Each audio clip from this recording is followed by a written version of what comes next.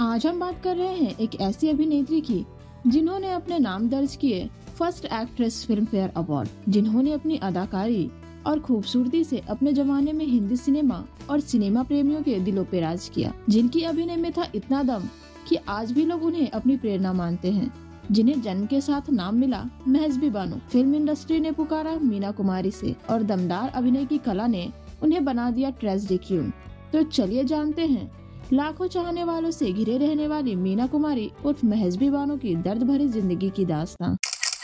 मेहजबी बानो का जन्म 1 अगस्त 1933 को बॉम्बे में हुआ था। उनके पिता अली बख्श पारसी रंगमंच के एक मंझे हुए कलाकार थे, जिन्होंने फिल्म शाही लुटेरा में संगीत भी दिया था। माँ का नाम प्रभावती देवी, जो कि अली बख्श के साथ शादी के बाद बनी इकबाल बानो। मेहजबी बानो की बहनें भी फिल्मों में बतौर कलाकार नजर आ चुकी थी। कहा जाता है जब मीना कुमारी का जन्म हुआ तो पिता उन्हें अनाथ आश्रम के बाहर छोड़ आए थे, लेकिन छोटी सी अपनी बच्ची की रोती हुई आवाज सुन पिता का दिल भर आया और बेटी को गोद में उठाकर वापस घर चले आए। मेहजबी बानो की बड़ी बहन खुर्शीद फिल्मों में बाल कलाकार के रूप में काम कर रही थीं। पिता भी संगीत में लगे हुए थे, लेकिन इतना सब घर चलाने के लिए काफी साबित नहीं हो रहा था।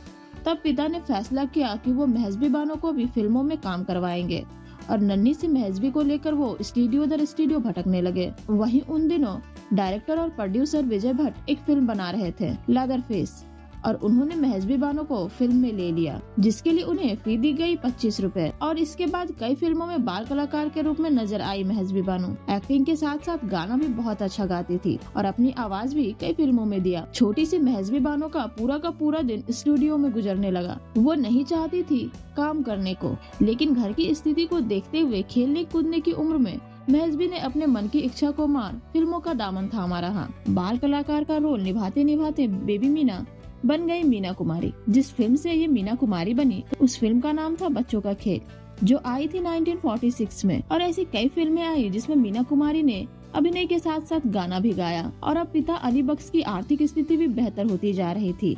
मीना अपने माँ के बेहद करीब थी, लेकिन साल 1946 में फेफड़े की कैंसर की वजह से उनकी मां का निधन हो गया। मां के चले जाने के बाद मीना बहुत अकेली हो गई और वो अपने आप को व्यस्त रखने के लिए खुद को काम में लगाए रखने लगी। मीना काम कर रही थी, सब कुछ अच्छा चल रहा था, लेकिन नहीं मिल पा रहा था तो उन्हें सही पहचान। उन्हीं दिनों कमाल अमरोही एक फिल्म बना रहे थे, अनारकली। ये फिल्म पहले एक्ट्रेस मधुबाला को ऑफर हुई थी, लेकिन समय न होने की वजह से मधुबाला ने इनकार कर दिया, जिसके बाद कमाल अमरोही को मीना कुमारी की याद आई और उन्होंने अली बख्श से पूछा और अली बख्श ने हाँ कर दी। और मीना कुमारी भी खुश थी, क्योंकि इतने बड़े डायरेक्टर के साथ काम करने का मौका मिल रहा था। और मीना को इस फिल्म के लिए साइन कर लिया गया और इस फिल्म के लिए उन्हें 15,000 रुपए मिले। अब हर चीज सही चल रहा था, लेकिन फिर एक दिन मीना कुमारी अपने परिवार के साथ महाबलेश्वर से मुंबई आ रही थी। रास्ते में ही उनके गाड़ी का एक्सीडेंट हो गया और इस हादसे में मीना कुमारी को काफी चोट आई और उनकी हाथ की एक उंगली हमेशा के लिए टेढ़ी हो गई थी, जिसे वो अक्सर बड़ी सफाई के साथ कैमरे के आगे छुपा जाती थी। इस हादसे की खबर कमाल अमरोही को भी मिल चुकी थी और वो मीना से मिलने हॉस्पिटल पहुँचे। मीना उन्हें देख बहुत खुश हुई। ठीक होने के बाद मीना कुमारी ने फिर से काम शुरू किया और उनकी जिंदगी में फिर से एक हादसा हो गया। इस बार उनकी जान जाते जाते बची। बात तब की है जब मीना कुमारी फिल्म बैजू बावरा की शूटिंग कर रही थी। फिल्म में एक गाने को फिल्माने के दौरान मीना को नाव चलानी थी और जब मीना नाव लेकर पानी में उतरी तो एकदम से तेज लहर आ गई, जिससे नाव टूट गई और मीना कुमारी नदी में जा गिरी। उनके पानी में गिरते ही क्रू मेंबर्स ने उन्हें बचाने की कोशिश में जुट गए और बड़ी मशक्कत के बाद वो मीना कुमारी को पानी से निकाल पाए। इसके बाद 5 अक्टूबर 1952 को बैजू बावरा रिलीज हुई। ये फिल्म ऐसी हिट साबित हुई कि 100 हफ्तों तक सिनेमा घरों में चली। ये फिल्म मीना कुमारी की जिंदगी में मील का पत्थर साबित हुई और इसके बाद मीना कुमारी के पास फिल्मों की लाइन सी लग गई थी। मीना लगातार काम कर रही थी, लिहाजा उनके काम और मेहनत ने उन्हें शोहरत दिला दी थी। इनकी चर्चा भारत से बाहर भी होने लग गए थे। अब मीना ऊंचाइयों को शिखर को छू रही थी और साल 1954 में पहला फिल्म फेयर अवार्ड फंक्शन था, जिसमें मीना कुमारी उस साल सर्वश्रेष्ठ अभिनेत्री के लिए चुनी गई, जो कि फिल्म बैजू बावरा के लिए थी। मीना कुमारी पहली ऐसी अभिनेत्री थी जिन्हें फिल्म फेयर अवार्ड मिला और मीना अकेली ऐसी हीरोइन रही जिन्होंने लगातार 13 सालों तक फिल्म फेयर अवार्ड जीते। इसके बाद फिल्म फेयर अवार्ड एक्ट्रेस नूतन को मिला था। अब बात करते हैं इनकी निजी जिंदगी की। मीना कुमारी की शादी कमाल अमरोही से हुई थी।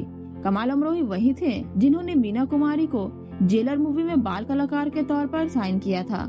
मीना कुमारी और कमाल अमरोही के उम्र में काफी अंतर था। अमरोही पहले से ही शादीशुदा और 2 बच्चों के पिता भी थे, लेकिन इन सब के बावजूद न तो कमाल अमरोही ने और न ही मीना कुमारी ने इस बात की परवाह की और दोनों एक दूसरे के प्यार में डूबते चले गए। इनकी शादी भी इनकी जिंदगी की तरह ट्रेजेडी से भरी हुई थी, जिसके लिए इन्हें काफी बड़ी कीमत चुकानी पड़ी। 14 फरवरी 1952 को दोनों ने सबसे छुपाकर शादी कर ली थी, यहाँ तक कि अपने पिता से, जिसका बाद में इनके पिता को पता चला तो उन्होंने मीना कुमारी को घर से निकाल दिया।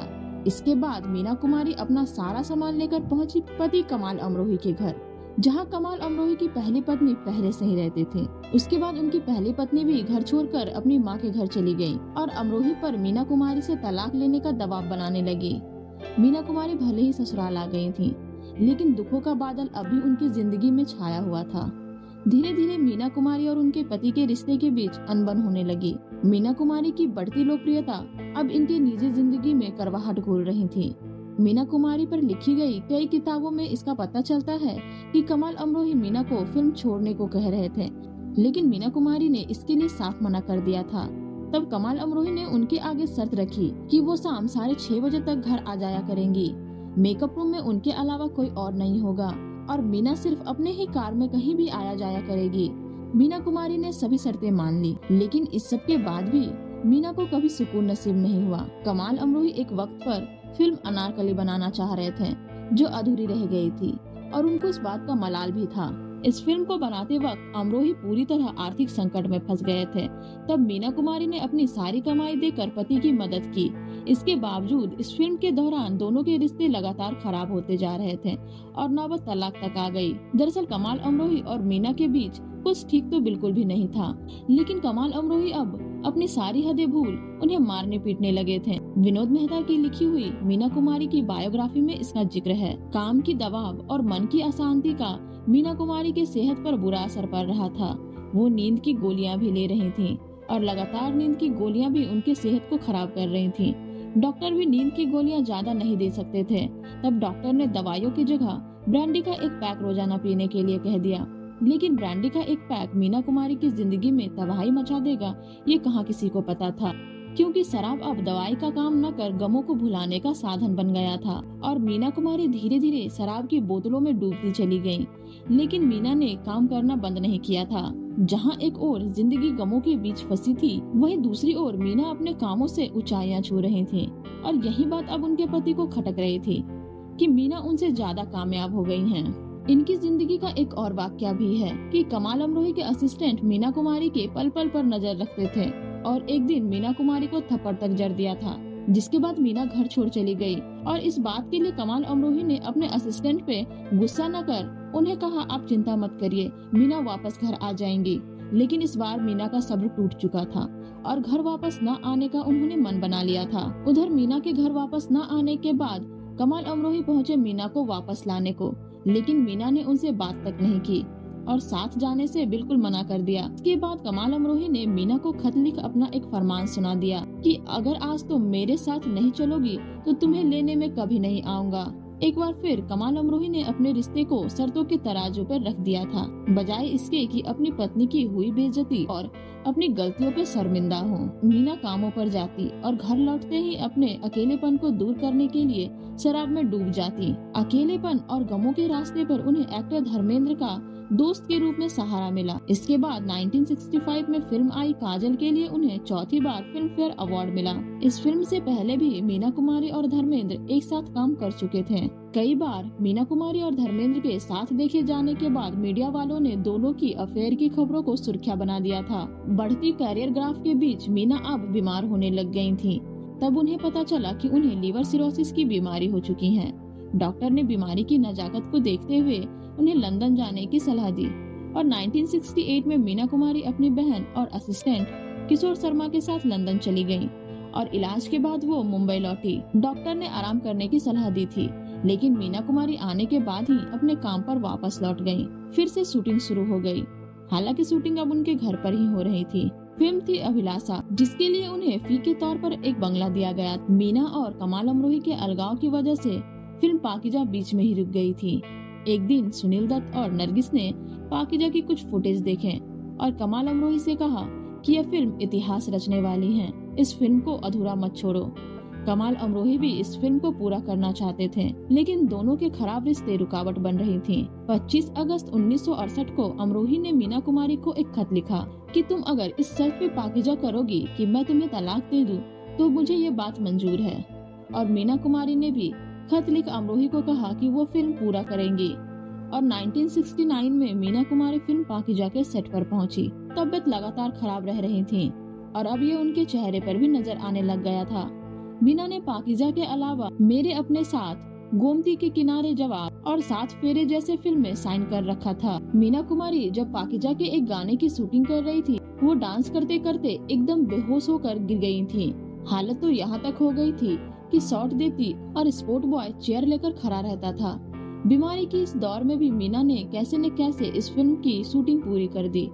मीना कुमारी की बायोग्राफी, जिसे अश्विनी भटनागर ने लिखा है, इसमें कहा गया है कि कमाल अमरोही ने मीना की तबीयत की परवाह किए बिना अपने शॉट को परफेक्ट बनाने के लिए करीबन 26 बार रिटेक किए और बीमारी के इस हालत में भी मीना कुमारी को पहाड़ी से नीचे दौड़ाया गया था।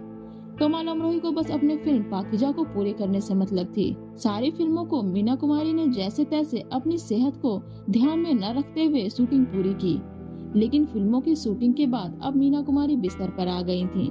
लगातार काम करना अब उनके लिए जानलेवा हो गया था। मीना के पेट में पानी भर गया था। अब पूरी तरह बिस्तर पर आ गई मीना कुमारी की हालत ऐसी हो गई थी कि मीना के हाथ पांव भी अब हिल डुल नहीं रहे थे। मीना कुमारी को सेंट एलिजाबेथ हॉस्पिटल में भर्ती करवाया गया और हॉस्पिटल जाने से पहले मीना कुमारी को ध्यान था कि उन्हें पैसे की व्यवस्था करनी है।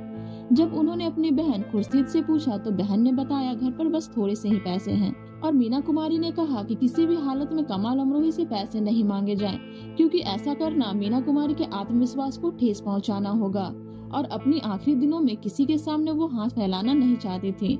और उन्होंने डायरेक्टर प्रेम जी से बात की और उनके कुछ बाकी पैसे मांगे। प्रेम जी ने थोड़ी ही देर में मीना के पैसे भिजवा दिए। हॉस्पिटल जाते वक्त मीना ने कहा, अगर मैं वापस ना आ सकूं, तो मुझे मेरी माँ और पिता के पास बगल में दफना दिया जाए। हॉस्पिटल में मीना कुमारी के पेट से कई लीटर पानी निकाले गए और अब मीना की सेहत में धीरे धीरे सुधार हो रही थी।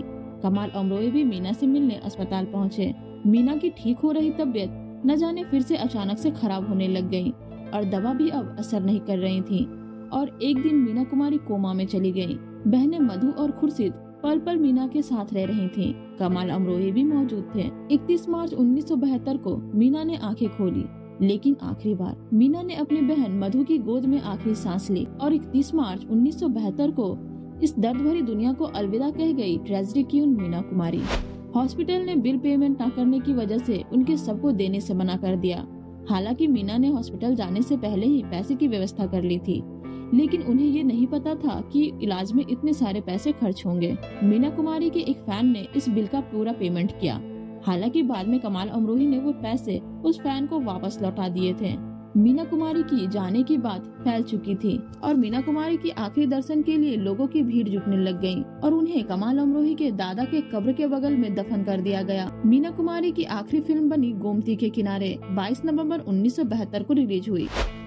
और मीना कुमारी के निधन के बाद उनकी बेहद करीबी दोस्त एक्ट्रेस नरगिस ने मीना का दर्द बयां करते हुए एक चिट्ठी लिखी और उसमें लिखा, मीना तुम्हें मौत मुबारक हो।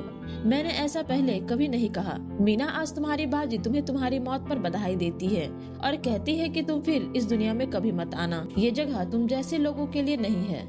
मीना कुमारी की दर्द की झलक उन नज़्मों में भी दिखती थी जो मीना नाज के नाम से लिखा करती थी।